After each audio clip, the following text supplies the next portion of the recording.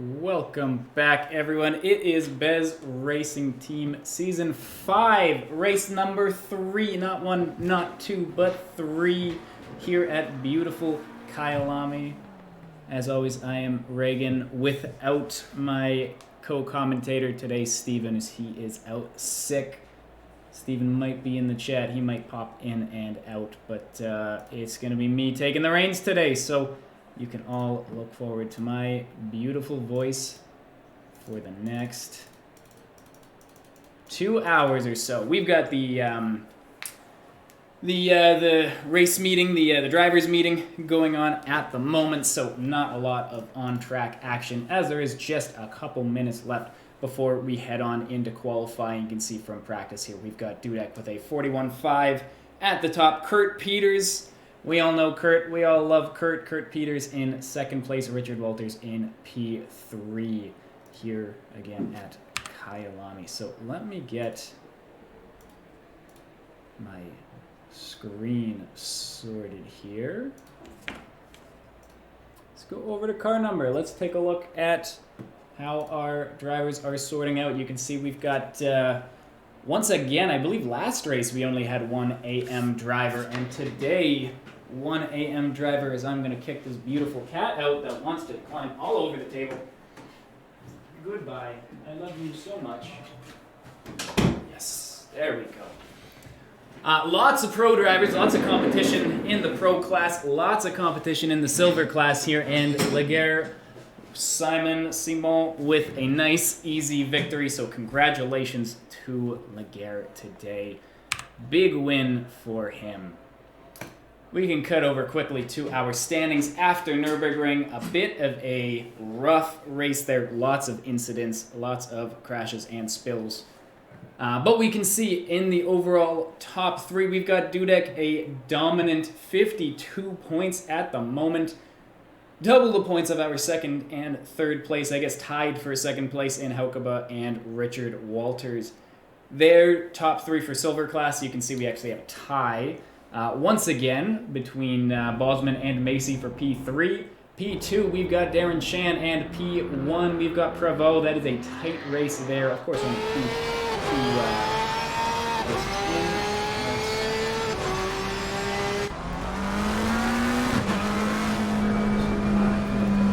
races in order to ban. Green light, go, go, go. Ban things. And why don't we jump back over? As you can see, we've swapped over to qualifying. So it is an open qualifying. We have all 17 drivers have 20 minutes to try to set their best times. One of these days I will find, I've got too many things I want open at the moment. And my computer's not happy about that. But we have swapped over. We've swapped over. Thank you, autoplay. Get me live with Darren Chan out there at the moment, making his way around. Move that over. We're going to go in a Bez Racing Team. We are going to delete. There we go. I know how to be an admin. Hope everyone's having a nice day, a nice Saturday. For some of us, daylight savings ends tomorrow. I'm not sure exactly where all that happens. I know with where I am in beautiful Canada, beautiful cold Canada, we are moving the clocks forward tomorrow. Not looking forward to that. Maybe you're all dealing with that as well. What the absolute heck is happening here?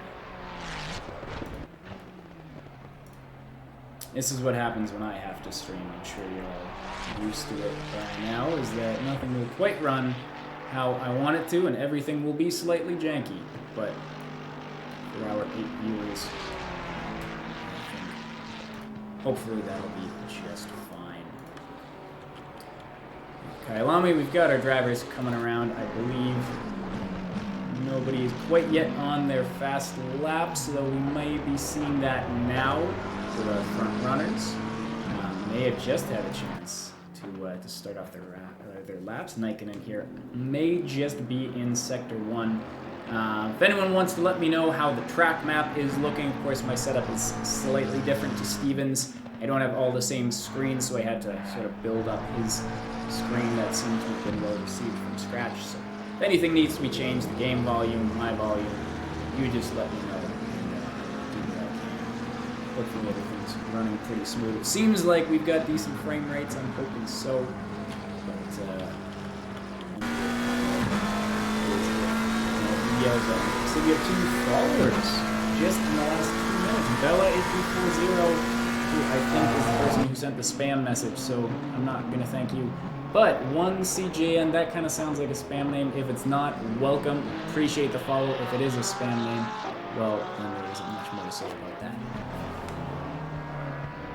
Always appreciate having viewers here, so I'm not just talking into the void. Watching Tyler Babin. Tyler has been doing more arrive and drive, it sounds like, for the series. Once a perennial top 3 candidate is taking a step up. So you can see that next time. I think it's all important that we make fun of Tyler for not being in the top 3 anymore. He's once one of the top 4 drivers is simply just a little bit further back, doesn't have the ACC dedication.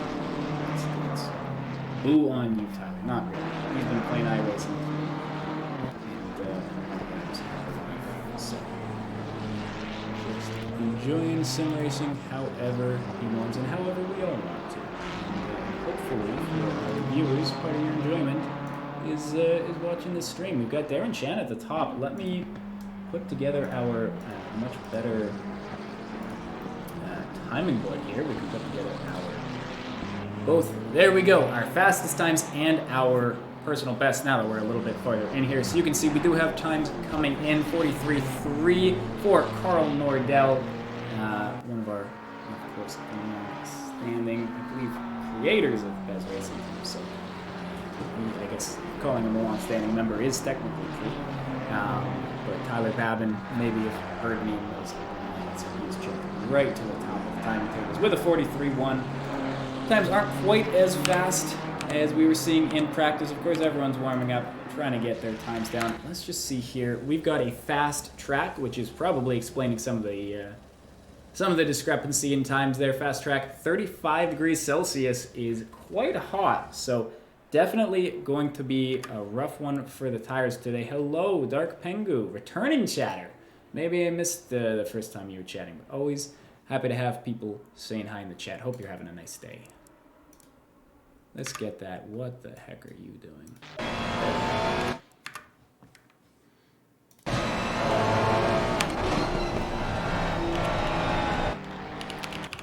KYALAMI may just be my favorite track in the game. I think I can say that. I love the way that the track flows. Got a beautiful flow to it. Lots of sweeping turns. Some very tricky ones. Lots of elevation changes. Every turn feels special. So we've got a bit of a treat. Know the track well, but it is just a fun one to watch. It feels unique, and the game is a beautiful track. We've got Stork and Nordell both jumping into the 42s and a big jump to 42.5s there. Trubetskov. That sounds maybe the best I've said. Another driver in the 42s, 42.8 there.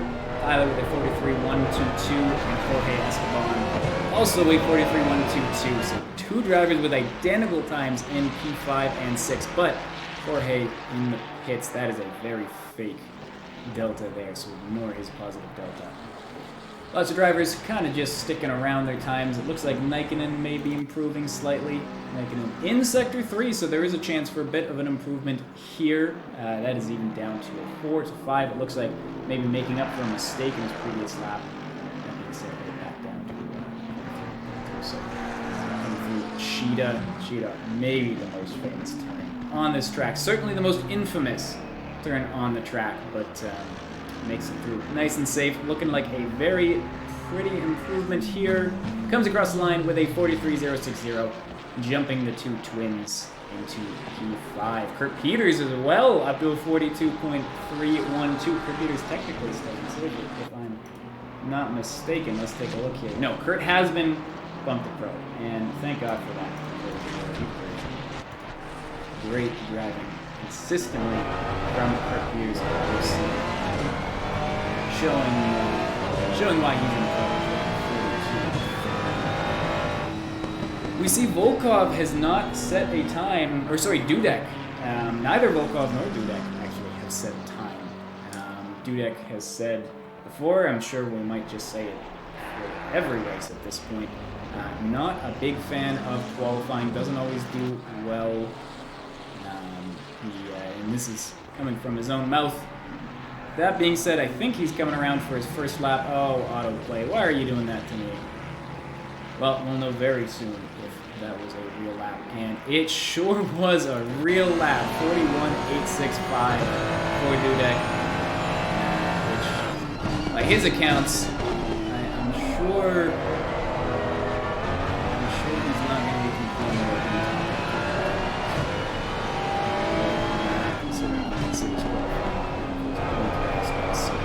that's a weak time for him, then I'm scared to see what he was the winner of the last race, and I should have had that ready to go.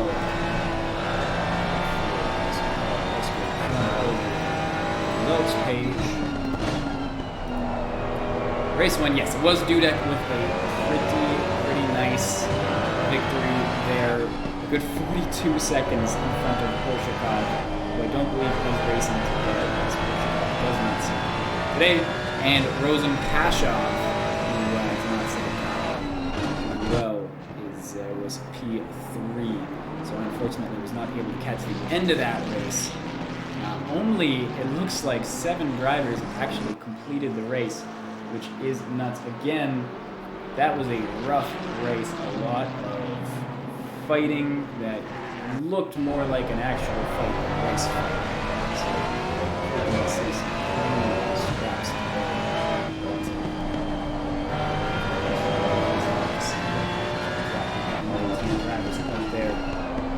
Ready to fight it out for the next hour and a half.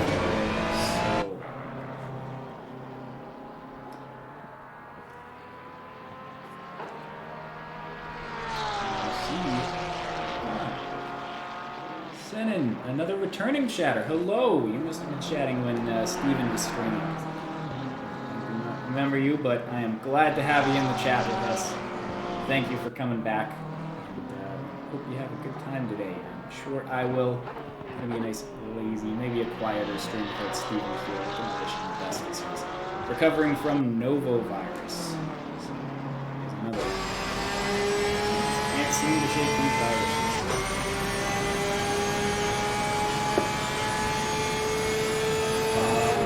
Norovirus. Well, norovirus.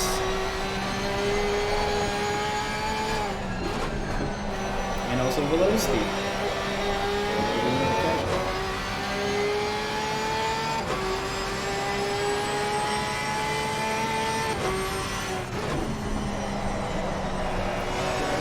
We've got a couple drivers looking like Tyler to be Tyler's off track. I think that just based on the look, it looks like maybe he's just leaving the track. Still 8 minutes left, plenty of time. He sure did go into the wall. Ugh, silly Stroll. And I'm pretty sure that was the same place he tapped in free practice. So, he's just a big fan of that wall. We saw Alonso gave the wall a little bit of a kiss in the race, and Lance decided to take a whole bite. And Nordell decided to take a little spin. That is not going to be the exit he wants to either finish up a lap or start up a lap. So that's Nordell. Maybe heading back to the pits has just enough time to do so. We've got Kubetskov here. We have not chased it. That's maybe the closest.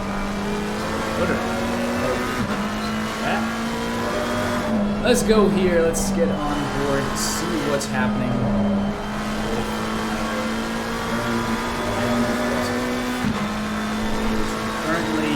right on even. We're seeing Dudek ignore the 0.2 improvement he's looking at, 0.3 improvement he's looking at for his race. Am I crazy or is this? I feel like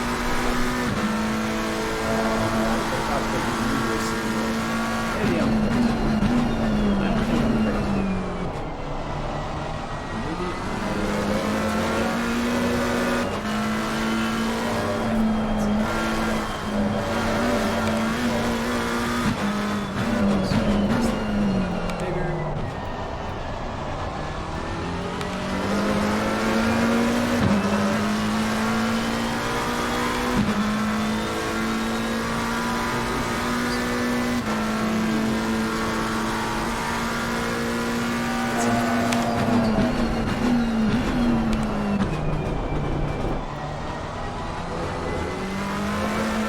Stuttering that is just resizing the screens. Those things are weird for that. All simply ignored. Like the Luca here was going to be on for big improvement, but I have a feeling that was just the delta It was a 0.6 improvement, has changed to 8.2. Comes around Cheetah, still an improvement, and this would jump at least a couple spots if he keeps it together. Look at that, looked okay, maybe just a little bit late though. Yeah, no, broke just a little bit late. Too much speed for that. So, a little late, and there he goes. No improvement.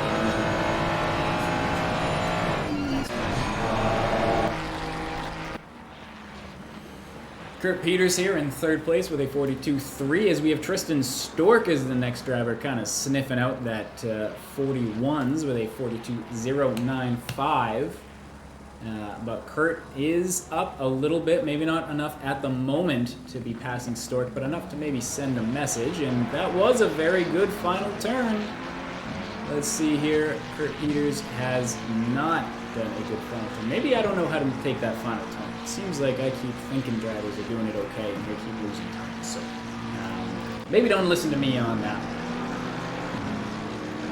Dark Pengu, new tires, second run. And you know what? I apologize. I'm not sure which one of these drivers Dark Pengu is, unless it's Kurt Peters, Pengu, maybe.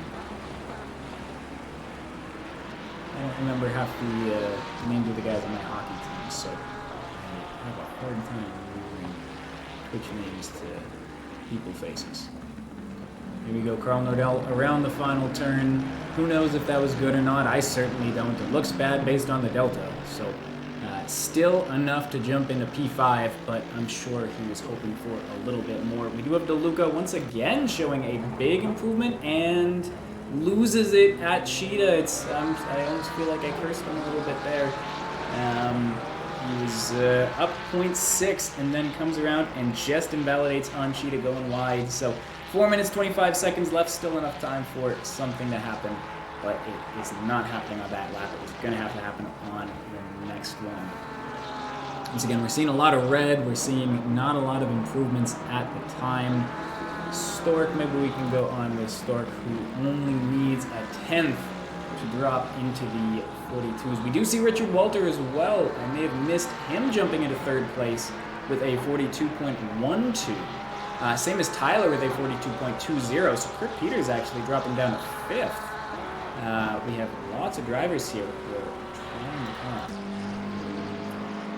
to supplant themselves in that front row. A big fight for P2 to 5. And I would be P2 to 6. And you know what? Knowing Magnus Helka B, also known as Magnus Helka Bo, I think it's Bo. Always been bad at pronunciations. Hence why I've been a commentator for 3 seasons. Regardless, he's a fast driver.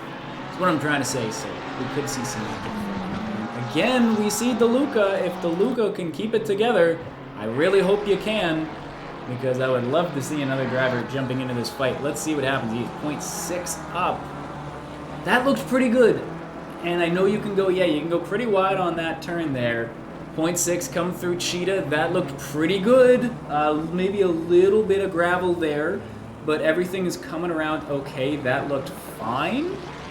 We may see an actual jump here. Finally, DeLuca holding the minus 0.6, and this is going to be a big jump up to P5. 42.182 for DeLuca. Fantastic lap from him, but Tyler Babin here in P4 is also looking like he might be able to put something together after an early improvement. Still a lot of lap time left. 2.5 minutes left in qualifying, so drivers are coming around. Maybe their last chances at improvements. We see Darren Chan is up 0.3. Gary Bosman is even on a 45.467. We see a yellow from Howden as well. When is ring coming? You know, my family has a saying that's been passed down from generation to generation, and I'll share with you today, Stephen. It's patience, jackass. Patience. Here's Tyler. Looks a little wide around mine shaft. Coming into Cheetah, though, still 0.2 up. We may see this is a chance at a second place at the moment. Everything looking neat and tidy. Loses a little bit of time. Gains it back again. That seemed fine. That seems pretty good. He's still up 0.2. Let's see how it comes across the line. And that is a 41.935 for Tyler. A fantastic lap to put Tyler on the front row with only a minute 22 left and only a couple drivers here who are looking like they might be able to challenge for that time. Jorge Esteban looks like he's got some improvements in him. Just enough time to come around here. 0.3 up, 42.6. Very, very tight qualifying. This is an exciting qualifying, maybe the most exciting I've seen. We've got so many drivers from P3 all the way to P13 are within about 7/10, as we see Esteban jumping up to P8 after a very nice lap. Yeah, this is excellent. This is what we want to see. This is what we like from sim racing, from our rec leagues. We want to see some tight racing, and we want to have some fun. And it looks like Richard Walters up 0.2. 0.1 now, wants to be having some fun himself. 33 seconds left. Drivers, only a couple drivers look like they might be able to start new laps. We've got two drivers P95, car number 95, and one other that seem to be starting a live lap for the majority of our drivers, and maybe a couple more guys that are coming through the final turns. But maybe at most 4 or 5 drivers are going to be able to start new laps. What we're seeing right now, especially with Richard Walters, is what we are going to get. 0.2 up. This may be the third driver into the 41s if he can keep it together. Darren Shannon, P10 with a 42.58. And Darren, your one name I do remember. I think that is a fantastic lap. Nice job. Losing 2/10, yeah, that's going to happen at KYALAMI. Every turn is tricky. There's no easy ones here, I find. Every one requires some kind of thought, some kind of wonkiness. So 2/10 in that last corner, which I certainly don't understand, as we've all seen here. Not the end of the world. There's Richard. That looked maybe a little slidey, but still showing green. Nice and wide coming around the last turn. That looked bad. That looked very, very bad, Richard. Richard, I'm going to say that was bad. Comes around and has to stop the car. That is a bit of a tragedy there. We do have Esteban has just jumped into a 42.165 into P5. So far, nobody is challenging Tyler Babin for the front row. Dudek has improved to 41.425 at some point, but no one, of course, is really challenging him for that pole position. So fantastic pole lap from Dudek once again. We're used to seeing it, and we'll just have to see what happens in the race for the front runners. What do we have here? Kurt Peters is looking like he might be able to put together a slight improvement. Only a couple drivers actually left out on track, including Kurt, who's behind a driver. I'm not sure who that is. I'm sure, yeah, they're on their own fast lap, I believe. Which, of course, if you're on a fast lap, there is nothing to be done for Kurt. The other driver does not have to get out of the way, and Kurt is not able to improve. So that is just unfortunate timing, starting the lap with another driver on a fast lap with them. Is that your first pole? So Dudek is Dark Pengu. Well, hello, Dudek. That is I thought you had pole. No, you're right. Porshakov took pole at Nürburgring. Yes, there we go. We do actually have, that's probably 3 separate pole sitters.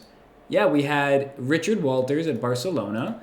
We had Porshakov at Nürburgring. And finally, our third new pole sitter is Dudek. So congratulations for a very, very nice lap there for his first pole position of the race. Yes, we do have Simon as the pole sitter for AM. Fantastic job there. And a good lap of 43.932 is a very competitive lap in the AM class. So yes, you don't have a lot of competition, but still a lap to be happy about there.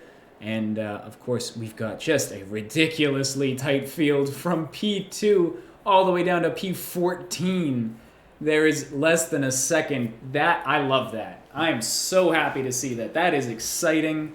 We've got, I mean, the guys behind, we've got Prevo, who's a nice fast driver. We've got Ness, who definitely has pace. We've got Bosman, who's always better in the race than in qualifying.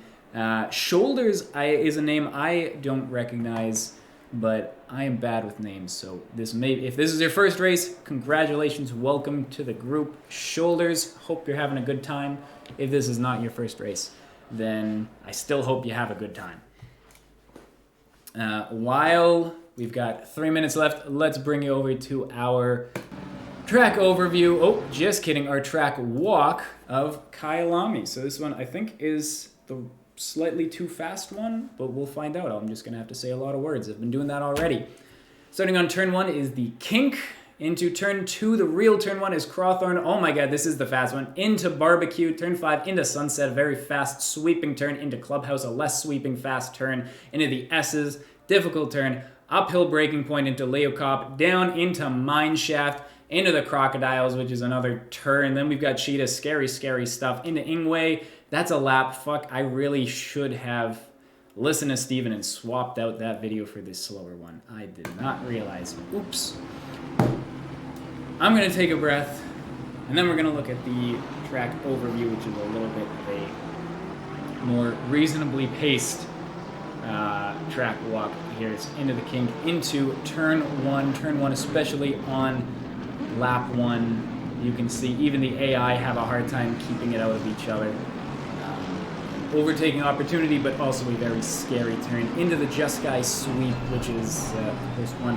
I've been there in halfway pole position before. Too close, but that is for another day. Into Sunset, a very fast sweeping turn, very fun turn. They call it an overtaking opportunity. That would be very fun to watch, but very scary to try. Clubhouse, a little bit less sweepy, but certainly still a fast one. Into the S's. You can see you're not really going lower than like third gear for a lot of this. Lots of sweeping turns, long turns. You can see we're going uphill into the braking zone for Leocop. That is a weird turn, a long one that you really want to get a good exit out of, unlike that Audi in the middle of the screen. Before heading on to what I guess we could call the back straight. Hard to really call it that, but there isn't a lot of straights on this track. Into Mineshaft, fast, full, flat left-hander into the actual next turn, the Crocodiles. This is a fun turn. You can go nice and wide on the exit there, too. The game allows you to. 30 seconds. And then into Cheetah, the infamous Cheetah. You can see that Porsche gets onto the curbing, and there's an Audi that, that's exactly what can happen 20 here. seconds. Drivers be very careful of that inside curbing. Final turn, Ingwe, just a weird one. Just do better than I did. 10 seconds. And, you'll have a good time. And finally, that is a lap of KYALAMI. We're going to jump over here. We're going to click drive. We're going to swap over to position Delta, and our drivers are off on their fast lap. I'm going to grab some water, and we're going to settle in for a good hour and 20 minutes of intense racing with 20 drivers as we've jumped up from that deep track.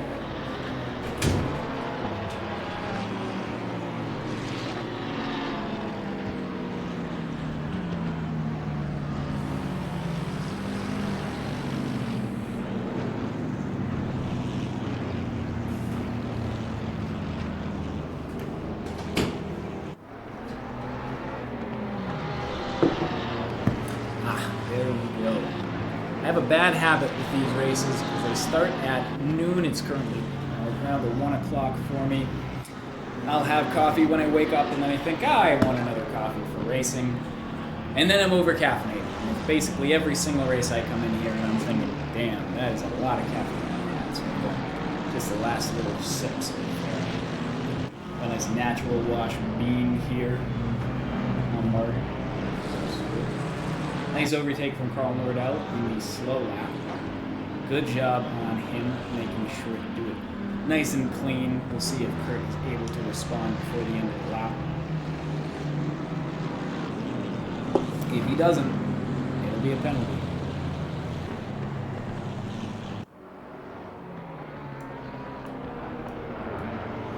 Be interesting to see. There is the potential for rain. We're not seeing any rain on the schedule, at least for the first 30 minutes, but there are clouds. So, and it is hot, so you definitely have a, if there's every time for a thunderstorm. Nice and humid in South Africa, I am sure. So, we'll see if some oddities, come up in the race here. Never counted out for a race this long. There's always the chance that something changes up. So, once again, I should mention with Tyler Babin here, I have not downloaded any of the new liveries. So, Tyler in his beautiful black Porsche, which is definitely not black. I apologize to all of our drivers. This is what happens when Steven gets sick and I have to stream through my computers. Nothing's ever really done because I'm not very good at this. So, yeah. We've got 3 very unliveried cars in Tyler Babin, Tristan Stork, and Richard Walters. DeLuca in the Porsche MP6. So, we're just going to have to hope that now we can figure out who's who. Nordell's still showing ahead of Kurt Peters. I'm guessing that's wrong, but we'll have to find out here. Our drivers are sorting themselves out. We've got the helicam going. Race is due to start at any moment. Let's see how the cars get off.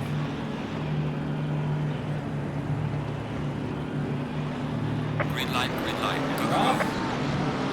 Looks like a good start for all of our drivers here. Nobody at least has gotten a very bad start. Coming into turn 1, though, this is where things can really go wrong. And that was, whoa, Tyler has immediately just sort of turned in, had like some wash or something, and there he goes into the side of Stork. That is horrible to see. Jorge Esteban is not going to complain as he immediately jumps up to P2. Here's a good view. It looks like the rest of the drivers are getting off pretty clean through the back. That was a great view of it. You have Tristan Stork, still showing a little bit of damage. But for the most part, other than Tyler, I think everyone was able to get off pretty well. Here we can see, big fight. It looks like there is Carl trying to go around Pashov, now on the outside going into the S's. They're side by side through the S's. Carl Nordell just eking out, but they are side by side, neither of them wanting to give an inch. It looks like Pashov will have the inside for the next turn. Carl may be backing out of this fight just for the minute. What a wonderful fight, wonderful defense from Pashov. Both of the drivers keeping their cool. And shoot, I think we have an incident back here. Yeah, here's Nikinen spun around. And oh no, that was, that's Volkov. We see Laguerre, Simon, Howden, Nikinen. Paul Krovs is still going in P14. We've got, the drivers are close enough up here that we're not going to be able to get it. Oh no! Oh, who was that? That was Richard Walters. Oh, Richard on Cheetah, the classic place on turn 1. A disaster for Richard Walters into the wall. That's going to be big damage down to P12, and he's going to have to limp around. Not sure how the damage is looking, but yeah, things are not going to be good for him at that point. We've got, why do we have the quali best laps? Let's get the position delta. Position delta and the race gaps up. apologize for getting that all sorted out. Wow, that was a disaster there for many of our drivers. We all expect some fireworks at the start of the race, and this one disappointing. Gaps still pretty close up front, but no one going side by side. That being said, Carl Nordell definitely looks like he wants to get another crack, or take another crack at Pashoff. These two drivers are fighting tooth and nail for that P4. Here we go. Dudek has been able to put together a bit of a gap on Esteban. He's 3.3 seconds back, able to take advantage of Tyler Babin's mistake at the start, and does have Tristan Stork. Started P3, continues to be in P3, though with a little bit of damage.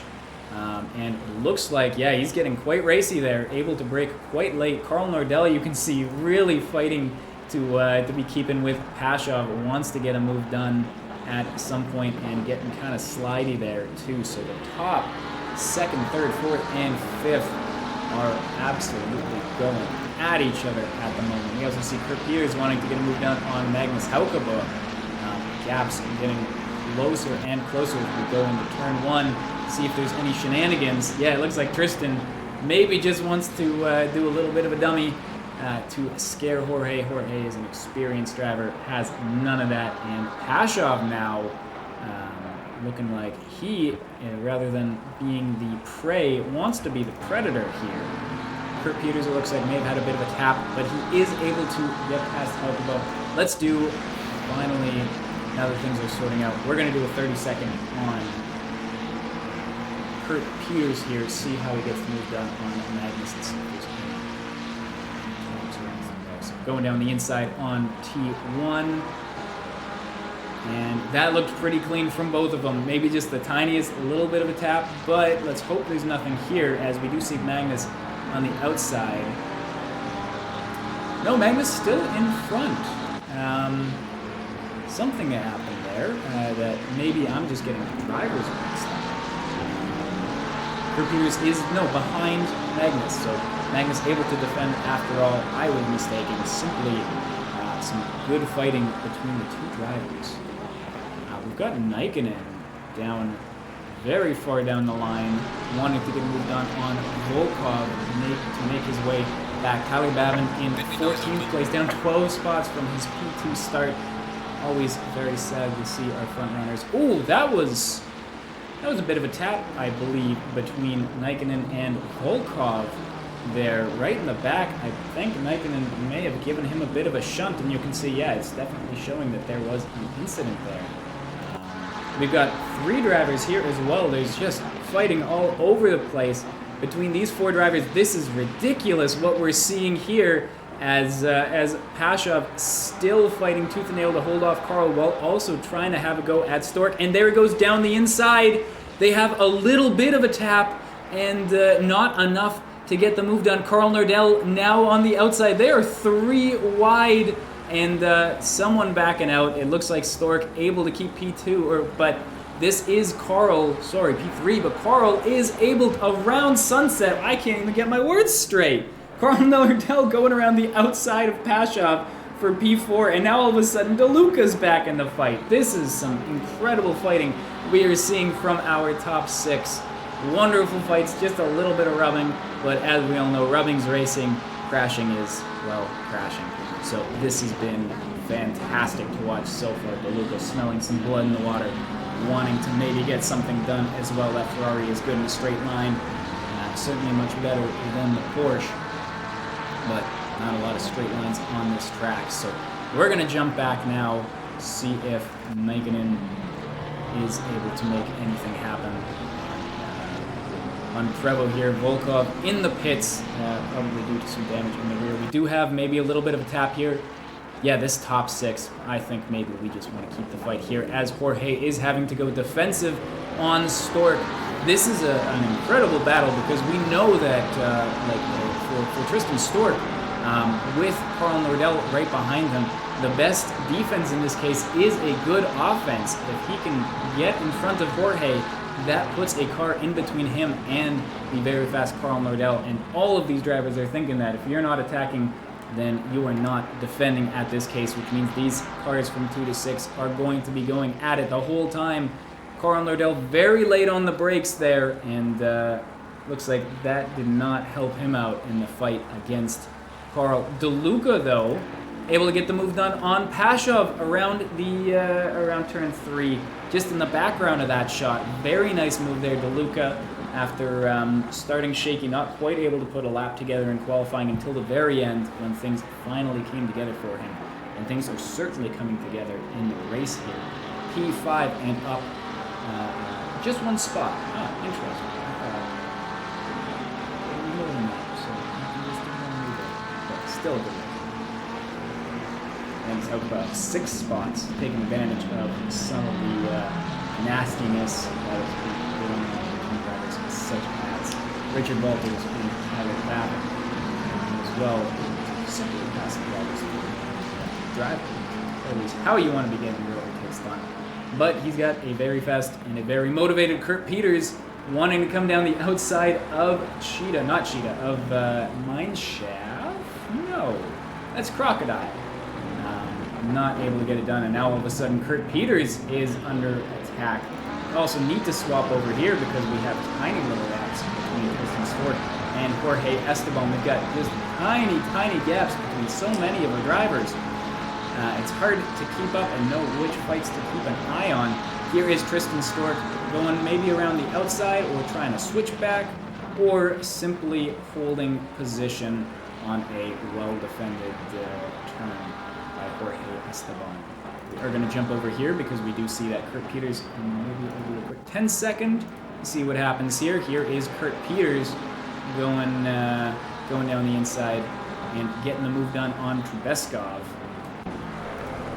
Before we jump back to this fight up at the front. We are only 10 minutes into this race, and it has been non-stop action at the front for that final podium position, and honestly for 2 podium positions. The gaps are getting wonky as Dudek, where is Dudek even?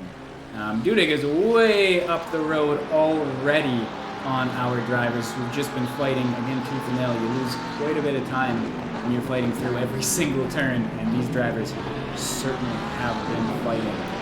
I think we should also keep note that there is not a gap larger than 1.5 seconds all the way down to 9th place. So any of these drivers in the top, positions, other than Dudek, they're all. Oh no! Stork went deep on the brakes and gave a big bonk to Jorge Esteban. Jorge down to 4th place, and no! Oh, and that's Carl. Carl and Stork then have contact, and that is Carl going around a Cheetah. That is, that's painful to see. Let's get a replay going on Carl Nordell. This is a replay. Here's Carl going through Crocodile, and beside Tristan Stork at the moment, trying to get it done through Cheetah. He gets in front, and it looks like Stork was just able to carry a little bit more speed, but of course has a car in front of him, which, if there's a car there, you can't go through it, so shit. There's apologies for all the swearing, there's just so much going on. Carl Nordell, I believe, has gone into the pits after that. That is hard to see. That was not the best sector for Tristan Stork. Of course, I myself not a steward here, except for no stewards. So simply be withholding judgment until stewards. Probably.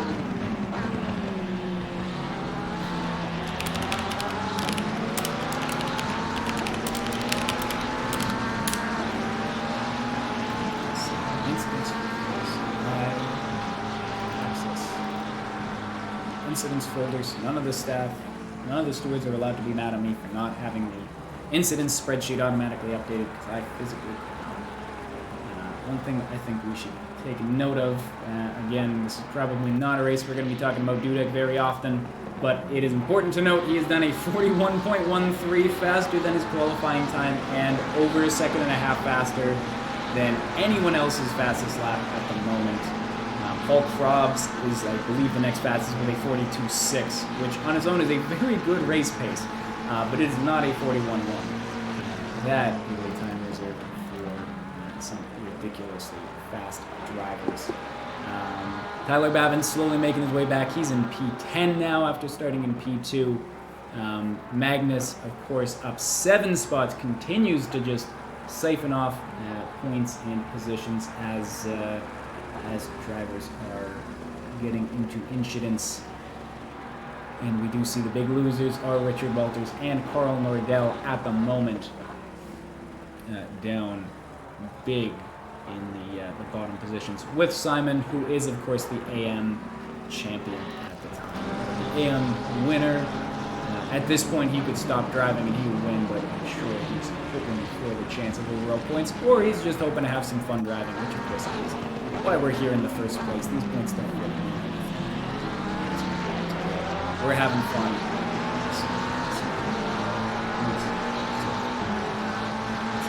Or at least we're going to see Liger trying to see what he can do for the rest of the race. We have DeLuca here, who has made his way sneakily into P3. Jorge and DeLuca both able to A, take advantage of some incidents, and B, just drive quite well and quickly to keep themselves in these top positions, or to move themselves into these top positions. Now these two fighting for top spots as Tristan Stork and Pashoff try to come back from some taps that have pushed them back a little bit.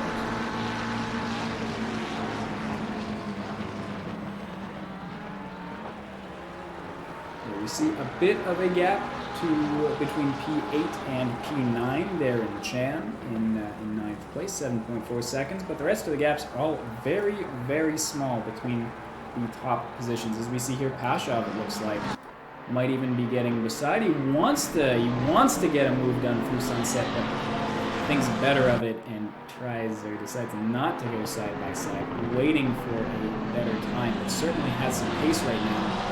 Stork may have sustained a little bit of damage. You can see there he got a bit squirrely, and Pashov now again just sort of poking his head out, putting some feelers out there whether he wants to make a move, but Stork is pretty strong in those positions. We do have, we did have 21 drivers. I believe Volkov, yes, is still here. Volkov had to pit, which does push him down. The other big loser pretty badly. That one's a little, I don't really have to defer to the stewards on that one, unfortunately. That was pretty cut and dry. But still in the race, pits early, has to sustain some damage, but has some open air, and of course was able to pit within the pit window, so we'll just have to see what can come back over the next hour. We are only 15 minutes into this race, and already I've had so much to talk about that my throat's getting sore. So, we'll see how much more of this excitement we can handle, as we've got a big bunch up still between P3, 4, and 5. Oh, got the coffee in one hand, I've got the water in the other hand. And no time to sip them. As it looks like Pashov once again through Sunset wants to get a move done, but understands that Sunset is not a place to overtake. He watched the track overview and thought, I don't agree. So thinks better of it and tries to get something done through the S's. And you can see there once again Stork was a little squirrely, realized this had to go defensive, and was able to position his car well so that Pashov wasn't able to get anything done. We're going to jump back as well to Trubetskov here, who's also trying to get a move done on Kurt Peters. Seems to have maybe just a little bit of pace, and once again we've got a bit of a bunch up here. Trubetskov, though, it looks like maybe a little too sharp through the beginning of that turn, and that has affected his pace. We have Pashov and Stork now. It looks like Pashov has got the move done. We're going to confirm that sticks, and then we're going to go to instant replay. Yeah, let's go to a replay of that and see exactly how Pashov was able to get that move done. Pashov in the Porsche behind. They're coming through, what's that called? Leopold. Very, very nice stuff. Car was planted and able to get the move done. And in the background, wow, we have an incident, it looks like, that we will have to jump over to in 7 seconds. We've got Tristan Stork possibly has some contact. Let's go swap over to Tristan Stork and see what happened. In fact, we're going to do another replay. If it wants to let me. Here we go. Here's Tristan Stork now. Oh, and there is Stork with a bump on Pashov. And then Magnus coming around. Wasn't expecting that. So that is Stork. A little bit his fault, a little bit not his fault. Has all of a sudden dropped back very far, all the way to P8. So things are getting a little bumpy up at the front. Hopefully we don't see the kind of incidents we saw last race. Once again, we are just trying to get out safely and have some fun. We can finally, hopefully, for a little bit, swap over and stop watching replays and start watching live as we see Trubetskov and Haukaba fighting very close together here, the two McLarens. Again, I'm so sorry I don't have the liveries on. There is a mistake from Trubetskov, and Stork able to take advantage through Leokop and down into Mineshaft. Stork back into P7 and now trying to work his way back up. Yeah, Haukaba up 7 spots at the moment into P6. A lovely, lovely race there.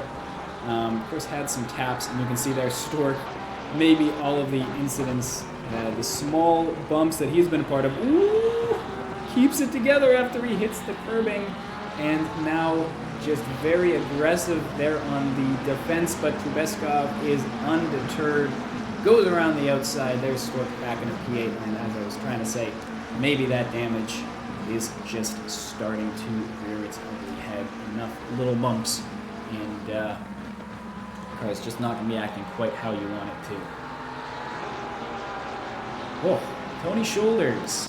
I like that name. That's a good name. Tony Shoulders, P17. Here looking like he's in for a bit of a fight with Gary Bosman. Gary up a quiet 4 places to P16, and these two drivers haven't gotten any screen time. We want to give them some love here. All the drivers appreciate it, and give them some time on screen. So here you go, Tony. Here you go, Gary. This one's for you. As we see, Tony has a lot of pace coming down into turn 1, but Gary Bosman calmly stays to the inside, defends, and goes around, although maybe a little too defensive as Tony Shoulders is now right behind him. So that's a fight we're going to keep an eye on. Same here, Marcus Ness fighting with Darren Chan right behind him. Here's one livery I actually do have downloaded. Thank you for not changing your livery from last season, Marcus. I really appreciate it in this specific circumstance. Darren going nice and wide, trying to turn back, but the car doesn't do it, so instead he just goes wide. And Marcus there maybe able to take advantage. It looks like that delta is not improving though, 0.4 seconds as they come down in Mineshaft, and it doesn't look like anything is going to be getting done here as they go through Cheetah, but this is a fight, especially with Paul Kropp right behind. Paul Kropp has also not had much screen time today. Kropp's up a 1 place. It's hard to say. I mean, qualifying was so close. As we have Prevo, we're going to do a quick 10-second here. We all know what happens. Yeah, it just goes a little bit wide, doesn't even tap onto the curbing, just goes wide, loses it, and there is a sad little spin for him. Yeah, Paul Kropp's is making his way back. But yeah, qualifying was so incredibly close in all of these drivers. And we can see the pace very close between all of these drivers. I'm looking at most of them have fastest laps that are very close together in terms of some 42, a lot of low 43s, a couple low 42s. Good job, Trubetskov. We're going to ignore Dudek doing a 40.8. What is there to talk about there? He's made a 22-second gap on Esteban. That is ridiculous. Track map did disappear, didn't it? There we go. I did not use Rev 1. Using Rev 0. So thank you for mentioning that, Steve. Yeah, Dudek just flying off into the distance. Maybe thinking about what he's going to have for the next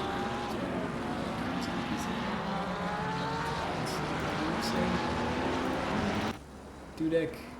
If Dudek is in fact in Germany, then Dudek's probably already, or he's going to have a late dinner tonight. So one of those two, I'm sure he's got about as much on his mind in the race as Max Verstappen does. His 20-second gaps, although I think it was only 6 seconds today to Perez, so good job, Perez. Not making it too embarrassing. So,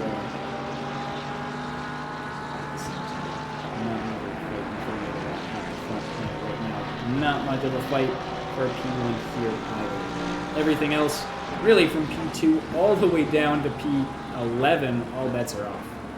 As we see here, Trubetskov trying to get something done on Magnus. Wow, even wants to maybe, takes a look through Clubhouse. Yeah, realizes, or maybe Magnus just says, no, that's not happening. What are you doing? This is not the overtaking spot. And has to then reassess through the S's up into Leokop. He does have a bit of a pace difference, but breaks earlier, and oh no! Oh! We've got some McLaren on McLaren on McLaren damage, as that is Trubetskov is a little feisty, and a tap between Trubetskov and Helkova allows Tristan Stork, the third party in the fight, to jump through back into P6. So there is just, I know we've got the Delta up.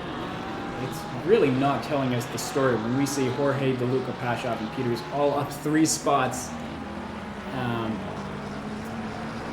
That tells a story of, it tells a much simpler story than what we are actually seeing with the constant fighting back and forth up from P2 to P8. Tyler Babin as well, a driver who is slowly making his way back, and he is only 1.5 seconds back of Trubetskov now for P8.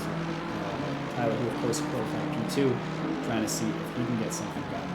Here's Paul Krebs. It looks like maybe even slowed down a little bit there. He's a little scared of the pace delta, knows he's about to get the move done, and certainly does get that move done. Up into P12, looks like Marcus is not necessarily fighting that one tooth and nail, which makes sense. Paul is a very fast driver. Marcus, I believe, is in the silver class. This is a fight between two differently classed drivers. Marcus is certainly a very fast driver, but I think if there was fighting there, it was only doing his due diligence rather than really trying to keep the position. Lots of time left in the race, and Trubetskov, for Ness, may just be over here. Yeah, Trubetskov is in the silver class, and that was, who the heck was that? Was Nikkonen? Is that Nikkonen? Do I have no idea what I'm talking? No, there's Marcus Ness. There's Marcus Ness in the silver class with Paul Probs. Marcus Ness knows he's in third place, doesn't have the fight there. With what he fighted this race.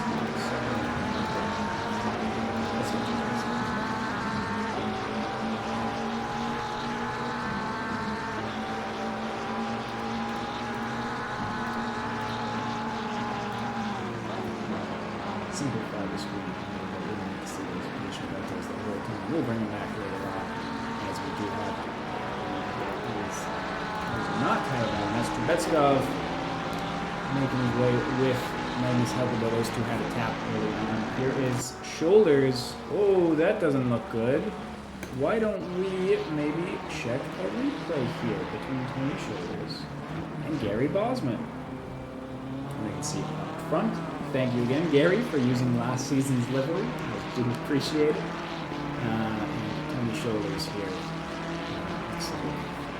Something weird happened. Here's Mine Shaft, and here's Crocodiles. There's definitely a pace difference there. It looks like Tony really going deep, and Bosman trying to turn in, and says, hey, I got to turn in at some point. So that was a Hopefully a opportunistic or maybe a optimistic move from Tony Shoulders, which does not bear fruit. That is Gary Botsman maintaining P16. What's that? Oh, Trevo looks like maybe he's going off track just a little bit, not enough to really scare us.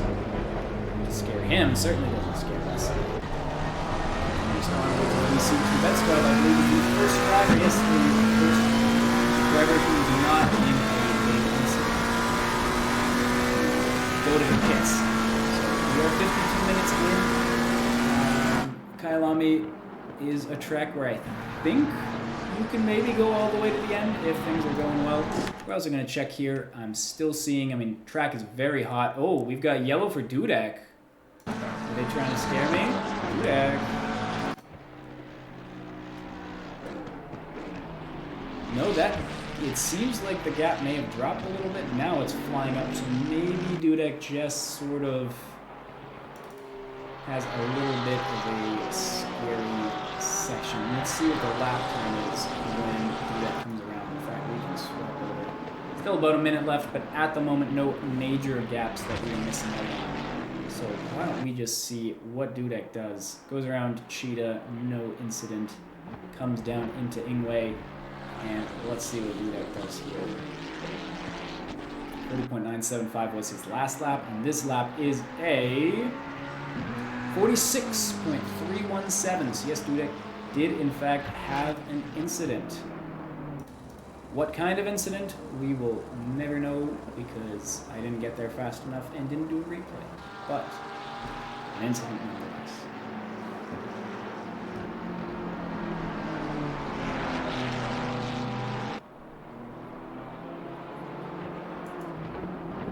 Fight between Tony Shoulders and Gary Botsman continues to be close. We do see gaps. I don't want to say the gaps are widening up at the top, though they certainly are not closing in. We've got less than a second and a half between DeLuca, Pashoff, Peters, and DeLuca. Tyler Babin is looking feisty there, coming up on Magnus. We've got Paul Krobs with a big gap. Oh, whoa, Pashoff must have made a mistake here. All of a sudden, we do have DeLuca, maybe even, no, just sticking his head out, but from that angle looks a lot closer than it is here. Still only 0.2 seconds, and all of a sudden, wait, no, that's DeLuca finding grip on the inside, goes around, or goes inside of Pashoff on the exit of Sunset. That was a wonderful little move there. That was beautiful. That was excellent. As we see DeLuca now all the way up to P3, and Pashoff under fire from Kurt Peters. Wonderful stuff there from DeLuca. Very fun to see. So that is Pashoff all of a sudden maybe caught sleeping a little bit. Going around, and DeLuca finds a lot more grip. That being said, Pashoff does not want to give up the fight for that position here. Only 0.3 back and very, very close. They're coming into Cheetah and right before the back straight. We'll have to see if this fight continues. Pashoff right on the limit there, going through the gravel. And now coming around, we'll see if that's a good exit. It looks like DeLuca might have gone a little wide. Turn off autopilot so it doesn't screw us up here, but that being said, it looks like this gap is not close enough to really make a move. Yeah, you can see that Pashoff stayed on the inside just in case something came up, but nothing came up, and all of a sudden now has Kurt Peters to contend with, only 0.2 seconds back. We also see Tyler Babin very close to Magnus, and once that gap closes, we will go take a look there too. We are now exactly one lap away from when DeLuca made the move stick and through Sunset once again. Excuse me, Kurt Peters. Ooh! And 2 laps in a row, though under very different circumstances. There is Pashoff giving up a position down the inside of Sunset. The first time just due to grip, and the second time due to a mistake. I guess technically due to grip as well. But yeah, that is Pashoff losing grip through Sunset, has to make an adjustment to catch a potential spin, and Kurt Peters up in a P4. Beautiful stuff there. Here's a fight in the silver class. This is for podium positions, P3 in silver at the moment, between Marcus Ness and Darren Chan. Darren right on the back, and we do see as well that Tony Shoulders and Gary Bosman are going at it. Bosman back into front, so lots of fighting we want to keep an eye on. We also have Tyler Babin and Haukaba. These two going at it again. Volkov showing yellow has made a mistake through sunset. But I think most importantly, or at least most, hard to say most importantly, but what we're going to focus on is this fight between Darren Chan and Marcus Ness for a little bit yet. As we saw Marcus maybe making a mistake. That is Marcus making a mistake. Does Darren really want to? Yeah, Darren knows. He knows not to go too wide through Cheetah. Very, very smart to back out of that one. Maybe somebody would one day want to go too wide through Cheetah, but I don't think today is the day for Darren. Certainly wouldn't be the day for me.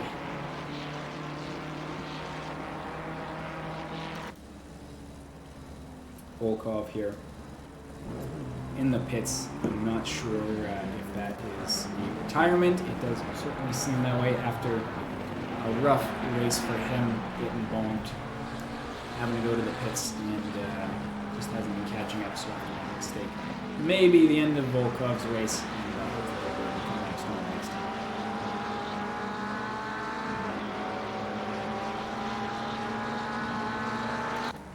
Pashov is coming, Pashov is coming out of the pits. So you have a couple drivers here. Trubetskov is pit. Carl, of course, has pit and is trying to make his way back after a shunt. Lots of shunts from our front runners that we're now seeing them try to make their way back. Tyler was the first of the shunts after a very, very strange move from him in turn one before we even hit the turn. So he's made his way back after that spin. Has not pit yet.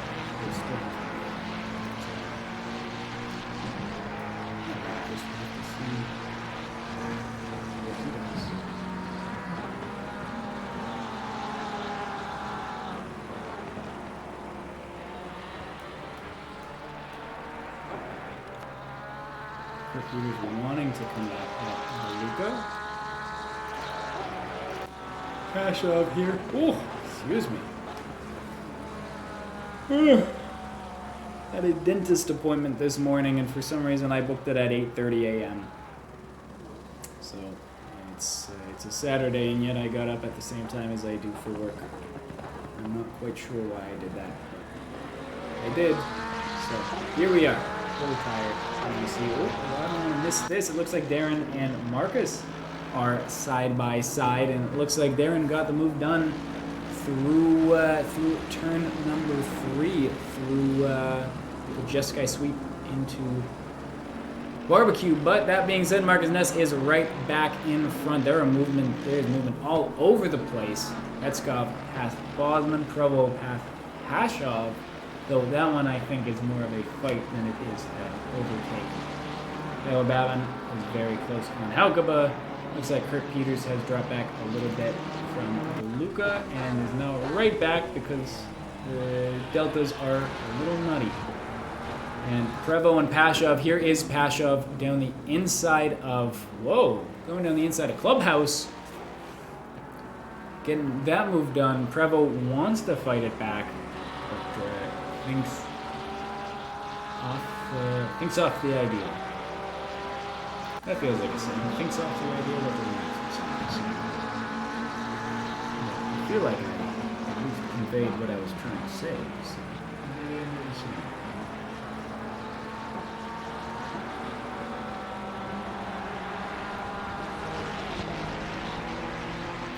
has been right behind Magnus for a couple of laps now, probably 3 or 4 laps that he's been trying to get a move done, and it looks like maybe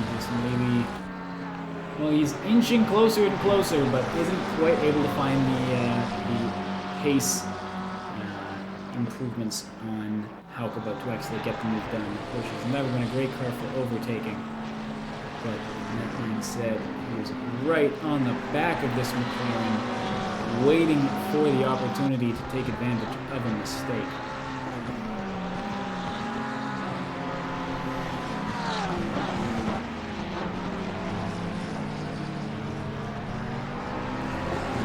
Okay, turn there through Luca.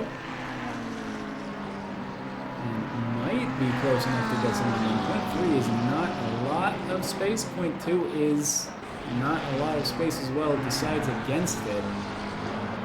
He's continuing to wait for the right opportunity as they come through Cheetah. Looks very neat and tidy for both of them there. Coming into the final turn, and as well we have Nikinen there punching his way into the fight. That looked like Tyler might have gotten a decent release there. Cut it onto the inside so we could get on the throttle earlier, but means wasn't able to carry quite as much speed through the turn, so no opportunity for a move there. Lots of fights that have stayed very close, but it seems like defense is beating out offense at the moment. Drivers aren't quite able to make an overtake unless they're able to. They're really having to fight for that overtake rather than being able to simply rely on a pace deficit, or a pace surplus, I should say. You can see here, Kurt Peters has been right behind DeLuca for a couple laps as well. Same as Tyler behind Magnus, but neither of them are able to stick things. As long as those drivers are defending well, KYALAMI definitely a track we can defend on, and I'm sure these drivers know that. If they didn't know it before, they certainly know it now. As we see here, even Carl Nordell and Tony Shoulders gets on the gravel. Was trying to get into a little bit of a fight with Carl. We have here a fight between Stork and Pasha. Both drivers have pit. 32.2 seconds. Stationary, basically on the dot for both of them. So even times in the pits, although Tristan Stork did save about a second getting through the pits, so maybe hit his mark a little bit better. And this fight is nice and close. Oh, so stiff and swift. I bought a pull-up bar that I finally put together yesterday, just a door frame pull-up bar, so excited to use that. I have such a hard time going to the gym. I just work late and don't want to use up my nights for that, so having some home exercise.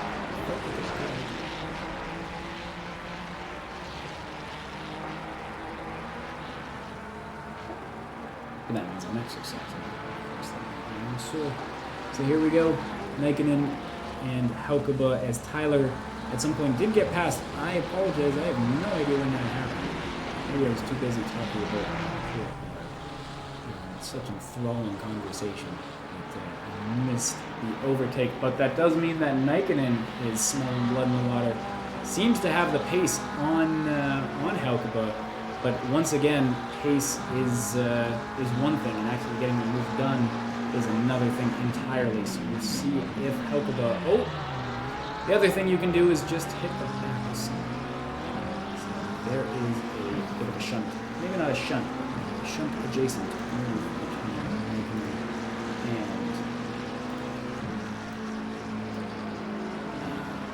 and Haukeba. Apologies for the freeze. Saving. And you can see this.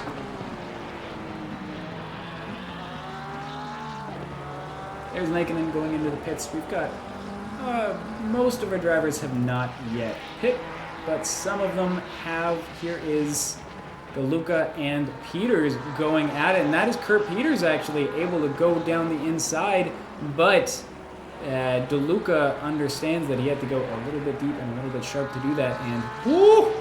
Oh man, this is a scary fight as DeLuca maybe got onto the curbing a little bit, jumps but keeps it straight. Yeah, a little bit of a tap there between DeLuca and Peters, but both drivers keeping it on track. That was scary, but very fun to watch. As Peters is going to have to try again for that final podium position at the moment. Also jump over here. There's Pashov and Stork, and Pashov, it looks like, is maybe going to make this move stick. Both cars seem pretty even on pace going down into turn 1. That is Pashov on the inside, which is always important, but Stork is no slouch. We'll see if he's able to carry more speed around. It is tight, but I think Pashov just inches it out. Very nice move there for Pashov, jumping into P8, Stork into P9. Kurt Peters here, we're jumping right back over because we now have Kurt through Crocodile is right on the back of DeLuca. Stork and Pashov is close as well. Too many fights to keep an eye on, but here we see this fight is cut off early as that is Kurt up into P3, DeLuca going into the pits. And here we see Stork wanting to respond to Pashov. More front runners into the pits currently. Jorge Esteban in P2 with a 36.5 second difference between him and Dudek. Dudek continuing to churn in sub 41 with 41.970 last lap. So tire wear is not something that he is very familiar with. And, this is just a nutty gap that we're seeing there.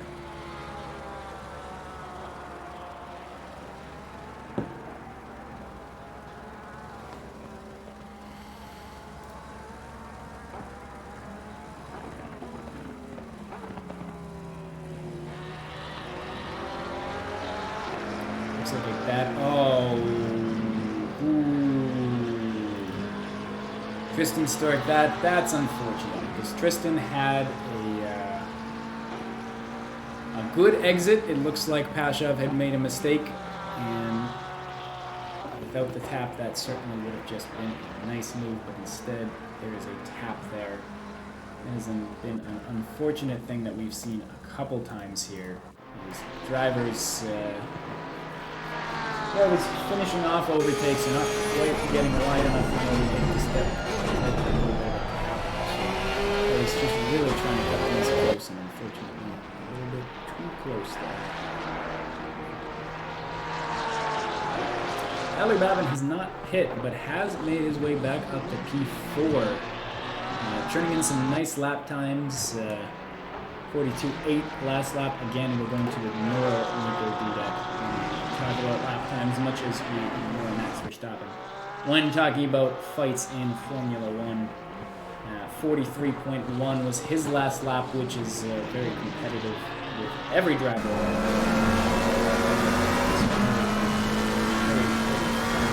Good. That's something done here. There's Albin. Unfortunately, it seems to be familiar with the concept of the apex, but still going strong, and we hope that we can figure things out as the race evolves. Oh, there's Dudek. Oh, Dudek. Don't do that. Certainly, probably the best way that incident could go. He decides, yeah, I could pit now. That's a good enough time. I've done that enough times. Hit that curb on Cheetah, and happy the pit lane is right there. Whether it's intentional or whether he just thought, why not? Here is Dudek into the pits with a 36-second gap, last we heard, to Esteban. So here is Jorge. I think that Dudek may have made a big enough gap that he will come out in front. But that being said, here is Jorge coming around. I think I was completely wrong about that, actually. Jorge is there. Dudek is still stationary, so I'm guessing he is changing tires. And that is Jorge Esteban leading the race currently. Of course, Dudek is still stationary. Now he is off. Probably coming out around P5, P6, so he'll be in around P6 at the end of this. But, oh no, yeah, there's DeLuca. Whoa, what did I just see back there? Who was that? Simon, we're going to do a 30-second here, see what the heck happened to our AM leader at the moment. Coming through Crocodile, everything looking neat and tidy. Nice looking Mercedes. And here's the big one coming through Cheetah. And just, yeah, it looks like tries to brake and turn at the same time, and a little bit too much of that is never going to be good. So there he is. Car is okay. Car stays out of the wall, but his tires and his ego are just a little bit bruised.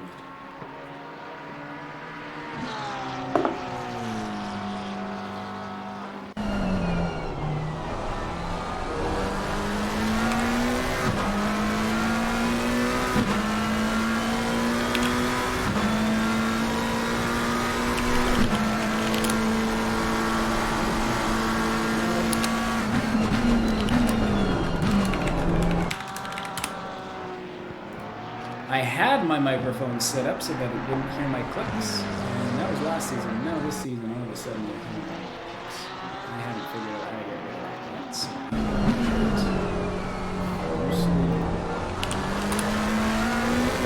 who is the biggest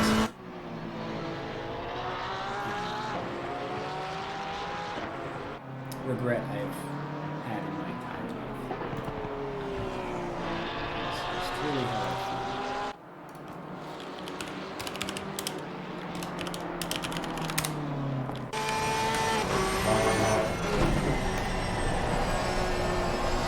We've got, who are we looking at here? Jorge Esteban in the lead of the race. Has a nice little gap to Kurt Peters. Their current times, it does look like Kurt's got a little bit of pace on him. Only 44 last lap for Jorge, 43.2 for Kurt.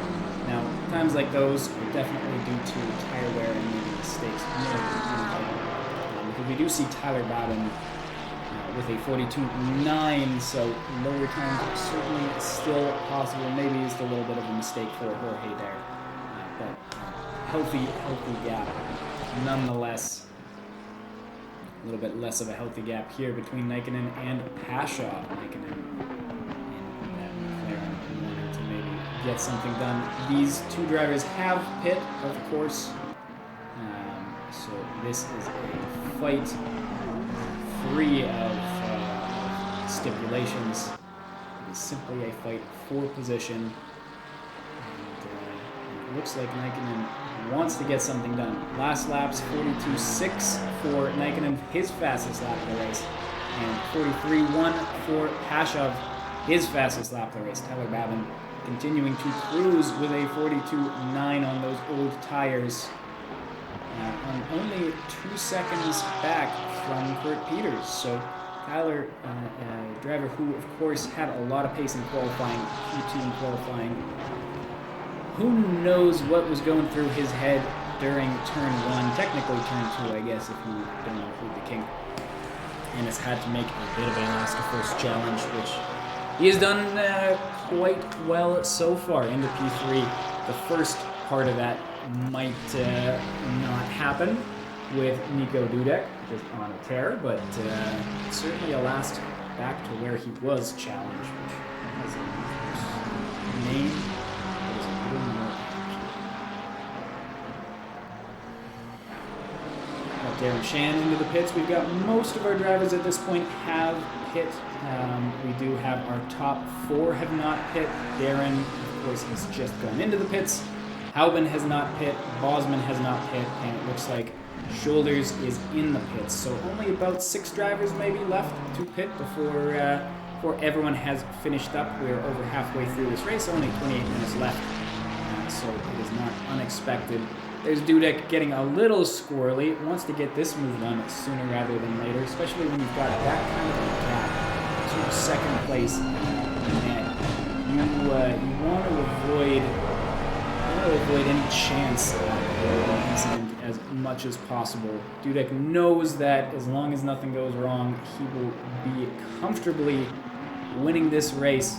The only things that can go wrong is the challenges in front of him as he waits for the top 4 to pit. So here with Magnus, Dudek has the tires, he's got the pace, and I actually just go to the helicam. Dudek going down the inside, and very comfortably, it looks like. Well, I don't want to say very comfortably, because that is Magnus wanting to put up a fight, but is not able to put up too much of a fight on those old tires. And there is Nico released and has a bit of a gap, 8.5 seconds now before his next challenge.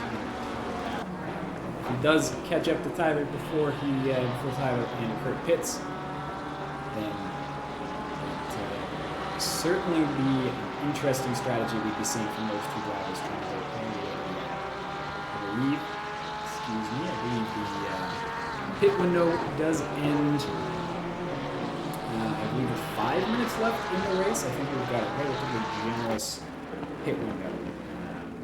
But not enough time to talk about that. We've got a nice little bunching of cars here. This is Paul Krobs fighting with Darren Chan and Johan Houben. There's Darren Chan only 0.3 behind. That car that dropped off was a back marker, a blue flag car, but the rest of them are all fighting for position at the moment. Houben in front is not pit, but Darren and Paul both have. So Paul, of course, has been sort of sticking around the midfield basically all race, and is trying to make his way back into the points positions here.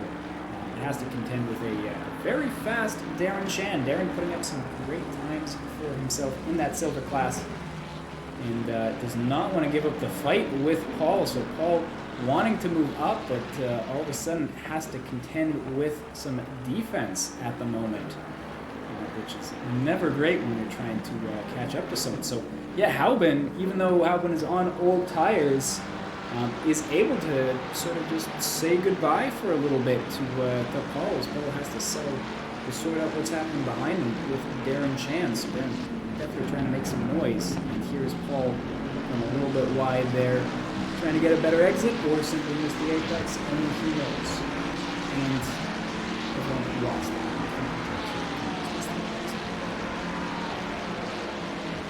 I'm sure that's not too much. Darren getting nice and wide so as to miss the apex. Some brilliant driving we're seeing here. Zero margin for error. Roasting these guys so much I'm not driving.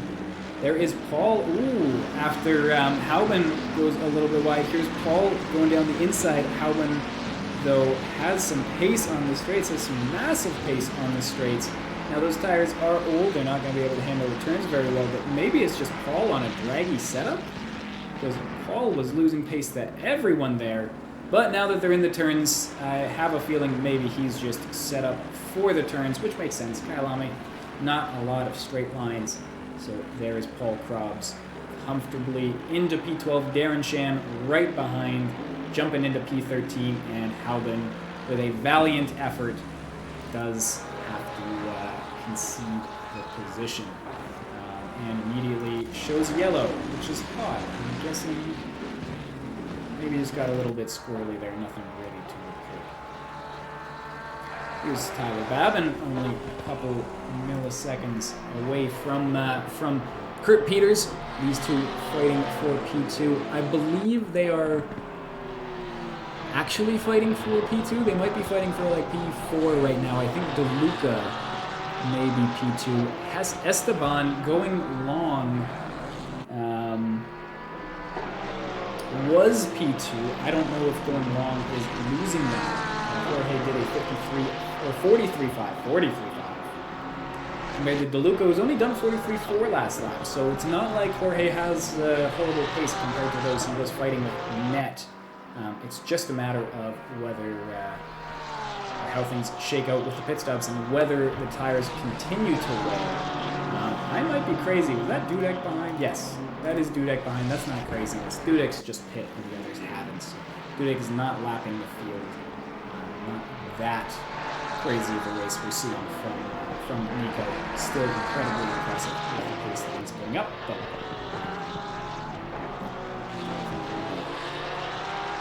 completely flabbergasted.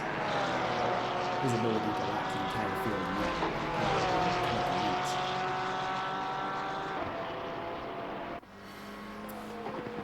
We can jump back here for a second to Richard Walters. Richard, his stationary time on the pit stop, 73.8. And funny enough, we actually see him coming back into the pits. Just a race to forget for Richard. Richard qualified quite well, if I'm not mistaken. I think in the top 6. He had an incident which dropped him back. And clearly has been on the pain train ever since. Back into the pits, his second time in the pits, and things just not going well for him. So a race to forget. I think we can say the same thing for Carl Nordell, though the race is not over yet. There's still 22 minutes left, and P11 is not necessarily that bad. Certainly not as bad as what we're seeing with Richard. Carl was up fighting during that ridiculous fight at the front. One of the most fun fights I have ever been able to commentate over. Incidents happened. Carl had to fall back. He's now making his way back the same way that Babin has, just with quite the same effectiveness. Babin, of course, had the luxury of spinning out at lap 1, turn 2, so nothing but open there. Always have to be fighting through some oddities. Here is Tyler finally into the pits after being behind Kurt Peters for a long time, maybe going for an undercut with 20 minutes left. We're going to see him dropping maybe to P7, maybe to P8. You'll just have to see. It'll be very interesting to see where he comes out. He's the first of the last drivers, we'll say, to go into the pits, as we still have the top 3 or the top 4, because Nico Dudek is slowly making his way back into his place on the throne.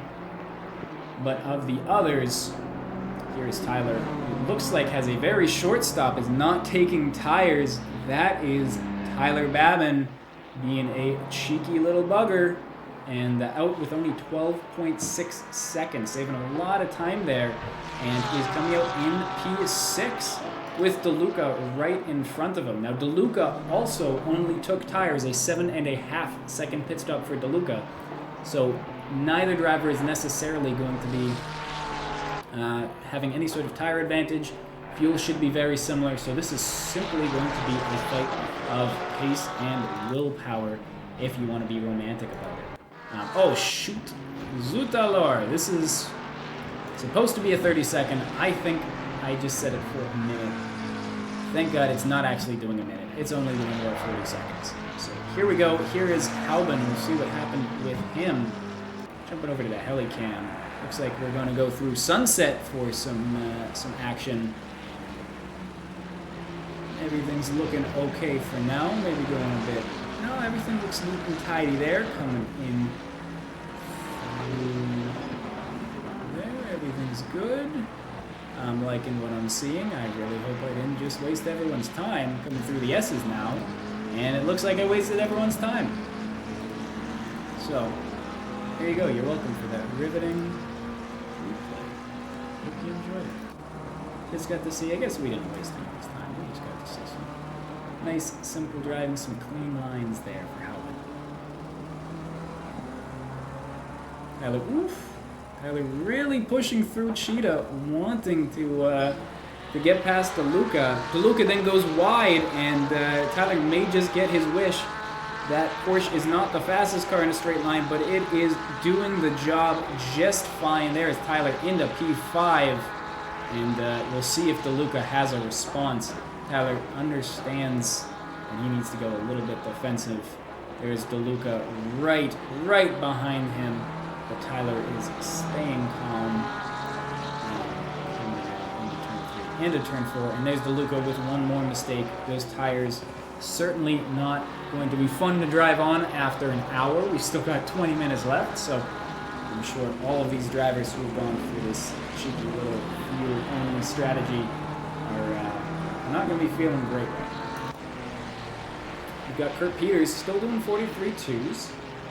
Not bad at all. Magnus Haukeba is the other driver who is not hit in our top drivers. We also have Halban and Bosman, who have not hit down at the midfield.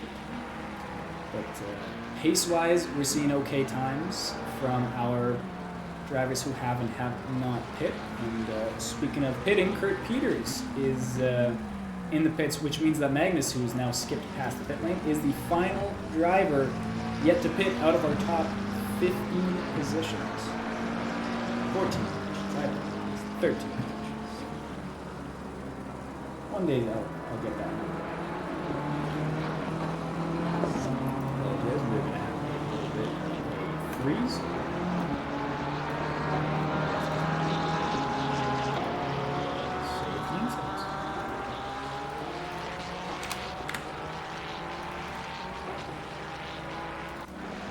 Darren Shan. Oh, we'll do a little 10-second for Darren. Darren goes nice and wide through, what the heck is it?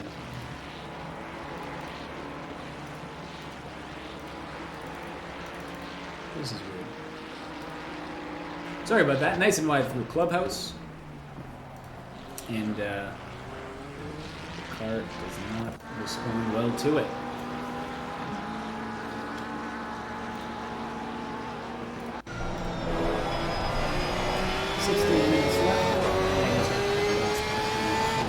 Pit gaps are certainly, I don't want to say settled, because we do have Nikon 1.3 seconds away. We've got Jorge emphatically flashing. In P3, net P2, this is one fight that we had wondered about. So we see Jorge is another driver who went over only 9.8 seconds left.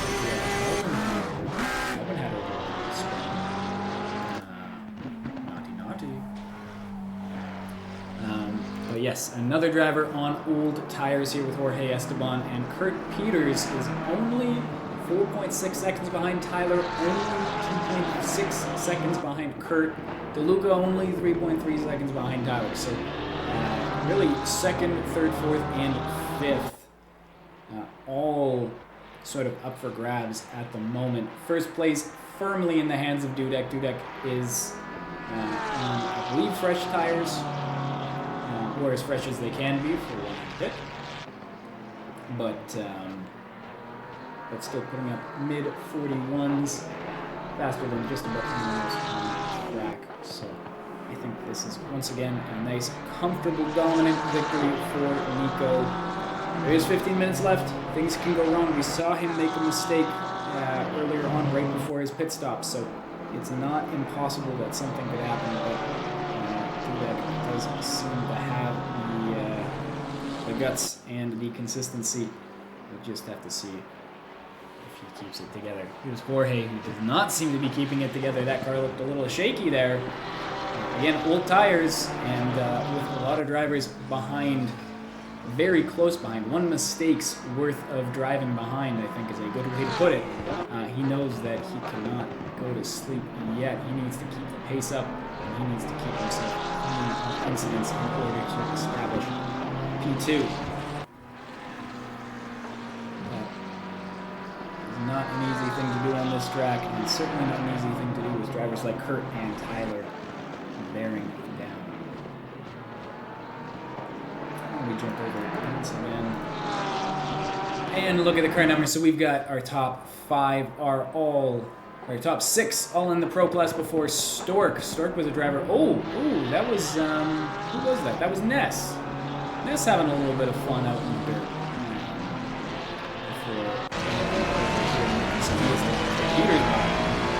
There's Magnus Alcaba finally into the pits as well. What was I saying? Yes, so our top 6 is all in the pro class before Stork. Stork, who had a very nice start of the race, but had some incidents and has dropped to P7, but still leading, still leading the silver class, which is a very, very special feat with drivers like Jordan Scott and Marcus Ness all fighting for their privilege.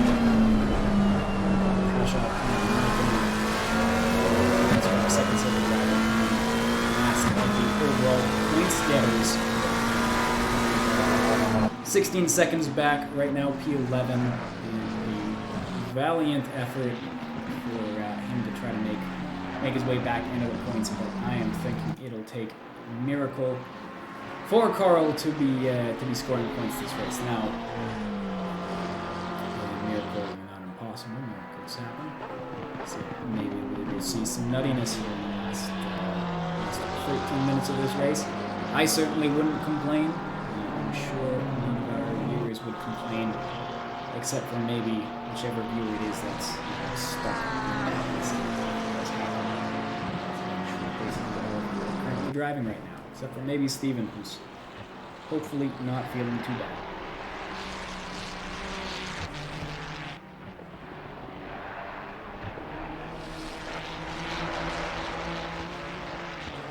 There's Tony Shoulders having some fun in the grass.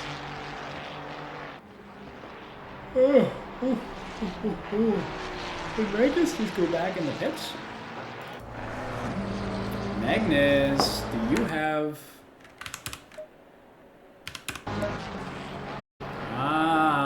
Magnus with a stop go 30? What did you do?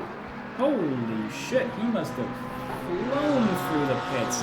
That is not going to help his race. That is unfortunate to see. There from Magnus Haukeba. Oh, that is a race ruining stop go 30. Removing any chance at points. And that miracle I talked about, well, here's Coral Nordell as Magnus is just released. But it is not going to be early enough, and Carl into 10th place. That is a points position there for Coral. Coral Johan? Why am I trying to read it on the small screen? Carl Johan Nordell into the final points position. P10 with 11 minutes left. That is tragic for Magnus, who has been fighting tooth and nail all race. And now has lost a chance. Here we've got a real fight, a real shiny, bona fide fight between Nikkonen and Pashaw. Let's get that helicopter going. Let's see what happens here. That is looking like a decent run through by both drivers through Leopold into Mineshaft, but it does seem like Nikkonen is once you get into that Gear 4, Gear 5. Seems like Nikkonen has a little more pace on the top end, which makes sense. He is fighting a Porsche. But he is fighting a Porsche, which means the turns are going to be extra difficult, as we see there. Turns, it looks like he's making the turns difficult enough himself. Gets into the gravel. Still keeping the fight close, but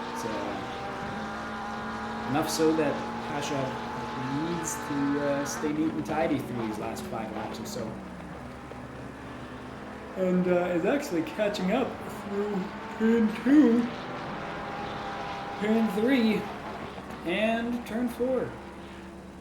Wow, a huge pace differential there between through turn 4. Nikkonen just flew through there, able to keep grip as well. That was quite impressive there.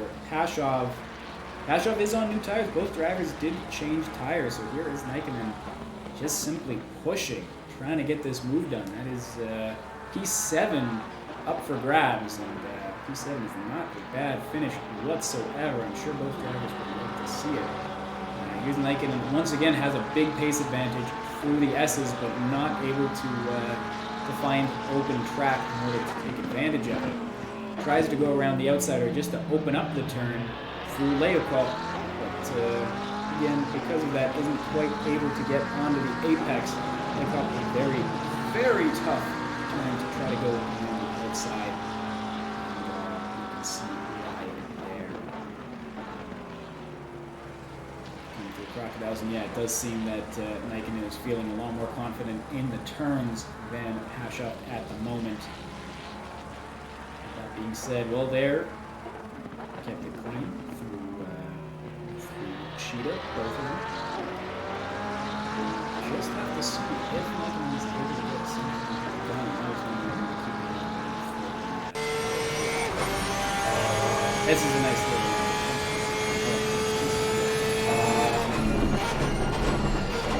on the brakes. And you can See Nikkonen just staying a little bit wider, able to carry a little bit more speed through there, but not able to take advantage of it. Still only 0.4 back, and you can see especially through turn 4, Nikkonen is feeling very, very confident through turn 4. But to make a move through Sunset, I think he himself did it already once, going around the outside. Can he do it for a second time? He is now on the inside for Clubhouse. That is some brilliant driving for Nikkonen. Wow, that is impressive stuff. Why don't we jump over, do a 30-second replay. Let's watch that through the heli cam. Here is Nikkonen going around the outside. Nikkonen, oh my goodness, we've got Dudek showing yellow. I can't wait to go see why. But for now, we've got to watch this brilliant move for P7. Here's Nikkonen going around the outside of Pashov, able to get on the brakes for Clubhouse, and a clean P7. A beautiful move there for Nikkonen. We'll jump over. Is Dudek really... Dudek is still going. We're going to do a 30-second just to see if something happened, because it's fun. Oh! Oh, shit! Whew. That is Nico Dudek with a mistake on turn 4. Able to turn himself around. I mean, his pace has been so strong that still like a 25-second gap up into the P2. But certainly that car is not going to be fun to drive for the next 8 minutes or so. That is one that I'm sure he's going to regret. Ouch is a very good way to put it. I would agree. Ouch. That was rough. Still a big gap to P2. So maybe just going to take a little bit off. Take it easy for the rest of the race. Here we do see that Pashov is not giving up on this fight. They both seem to have pace in different parts of the track. This is the part of the track that Nikkonen has really been impressive through Sunset to Clubhouse. P4 really to turn 4 up to Clubhouse. But Pashov here is maybe going down the inside, and the fight has returned. Oh, Pashov though, as tries. Maybe we'll just do a 10-second here. And try to get the heli cam. Yeah, just not able to turn the car back inside. Carries just a little bit too much speed through, and that has dropped him actually outside 8 seconds of Nikkonen at the moment. So trying to take a shot when he can, but not there for Lions with only 5 minutes to remain in the race. As the pit window closed, every driver has done their pit stops. Some of them have done 2. That was Alberto with a stop at 30 that was pushing all the way down to P12. A disaster there, but Paul, no doubt, is not going to complain about that. Tristan Stork, getting a little squirrely there. Was able to take advantage of Hauke was and it's up in the P6 again. Fighting maybe with DeLuca. DeLuca has been part of all sorts of fighting. The fighting through the top has just been wonderful to watch. There have been some really excellent fights all around. Why don't we take a look here? It looks like Bosman and Simon having a little bit of fun. They're both in very different positions. Simon, clear AM winner. Congratulations to you, Simon. Whereas Bosman, sort of fighting in no man's land of the silver. Still points on the line, wants to stay in front of shoulders, but about a 20-second gap. So not a lot of room to improve, not a lot of room to lose for either of these drivers. So they're just out there having some fun. That's what we want to see.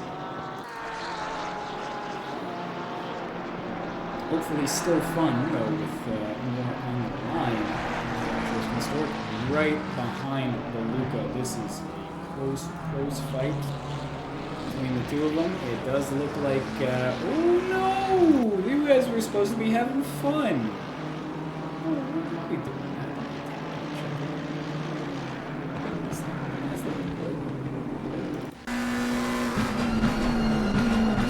This is a terrible angle. Why would they show the back car's rear end? There we go.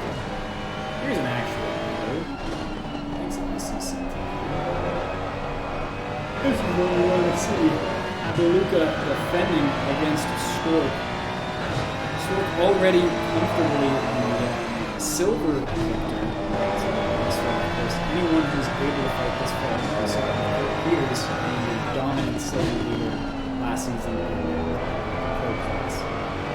Sure, Stork is trying to his name in for the next pro drivers.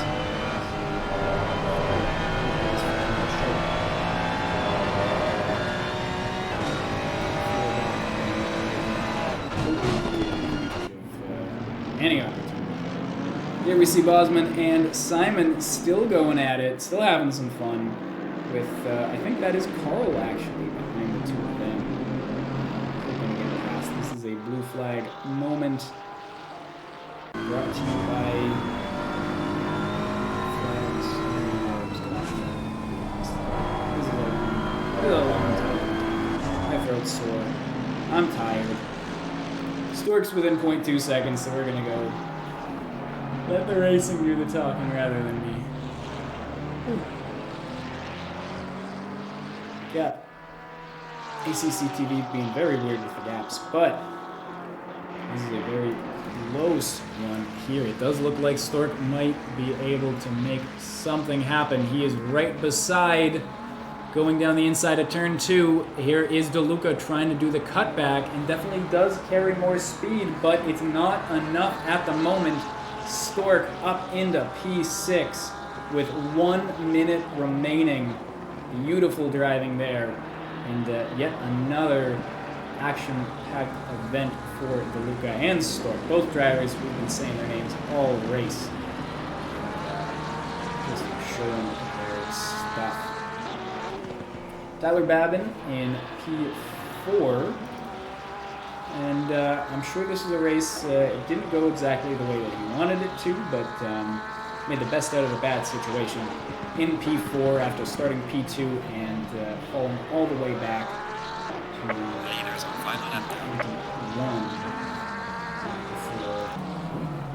1. Here's through Leakop. This is Leakop, and it looks like DeLuca now side by side. It does seem that DeLuca is going to have the inside for Mineshaft, but not Cheetah, whatever it's called, the Crocodiles. But is he able to go around the outside? He definitely is late on the brakes, but a little bit too late. Stork able to calmly maintain P6, but I do not think DeLuca is going anywhere here. This is a fight to keep an eye on. With only 1 lap left, I think we're going to come off the auto switching just gets away. This is a fight we want to watch. Maybe we'll keep an eye on Dudek. A big shunt into the wall.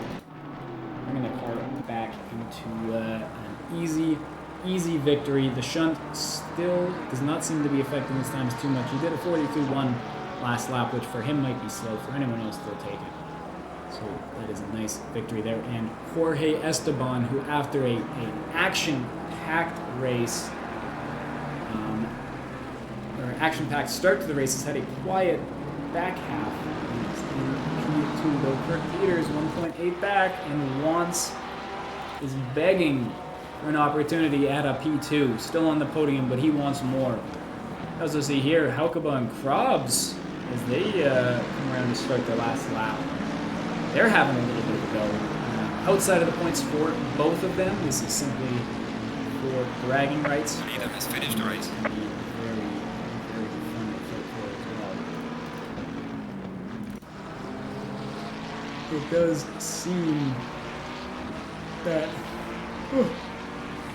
Stork is going to hold position on DeLuca. Both drivers have fought very valiantly this race. DeLuca goes a little, we'll call it a little bit wide to be nice there, and is going to be settling in for a P6, which I don't think you would complain about. I am confused why it is a P6. I swear they were fighting for P7. What happened? Did I miss something? I must have missed something. That's crazy. regardless, I think we can be very happy to see Jorge Esteban in P2, Kurt Peters in P3, Tyler Babin in P4, Stork in P5, which confuses me, but hopefully someone was paying attention. DeLuca in P6, Nikin in P7, Pashov P8, Trubeskov is still live on track, taking his time going across the line. I'm sure he will finish the race. Puffs of unknown gas. Unfortunately, we are going to have to siphon off the... is he out of gas? Oh no, is he out of gas? Is that Nordell? Is he gonna go across the line? Is he gonna take this? No. Oh, Trubeskov, he got it. Trubeskov, I am pretty sure, was completely out of gas, but able to hold it to only 1.7 or 8 seconds to Carl Nordell in P10. Wow, there's no way he was faking. You wouldn't let it get that close if you were faking it. That is Trubeskov down to the wire. Certainly not going to have enough fuel left to supply it to the stewards if this was Formula One. He'd be disqualified, but it's not. And that is the race. Yeah,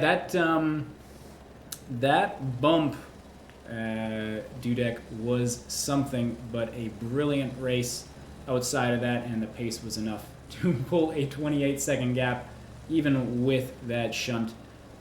I would highly recommend you go look at what the heck was happening behind you for the entire start of the race, first half of the race, because there was nuttiness. This was a fantastic race, a whirlwind of events all through that first half of the race, and some brilliant overtakes to look at for the back half of the race as well. So something in there for everyone.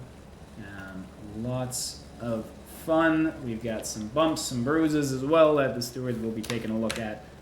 I couldn't be happier with how this race went. I thought that was fantastic to watch. And with that, I'm very tired. I'm sure our drivers are very tired, and if there's anyone in this chat who isn't driving, it's probably Steven, so I'm sure Steven's very tired. So we are going to call it there. Thank you so much to everyone for listening. Of course, I always like to say this. I have so much fun doing this commentating for all of you, and it wouldn't be fun if I was just talking to an empty view or empty screen. So really, really appreciate having you all here. Hope you have a great night as well. Thanks for popping in. Thanks for listening. And we will see you all March 23rd at Watkins Glen. That'll be a very fun race. Hopefully we'll see some exciting overtakes and some fun wheel-to-wheel racing just like we saw here today. So everyone have a good night and afternoon. I don't think there's anyone who I can say good morning to, but just in case, good morning. And you all take care. We will see you in 2 weeks' time.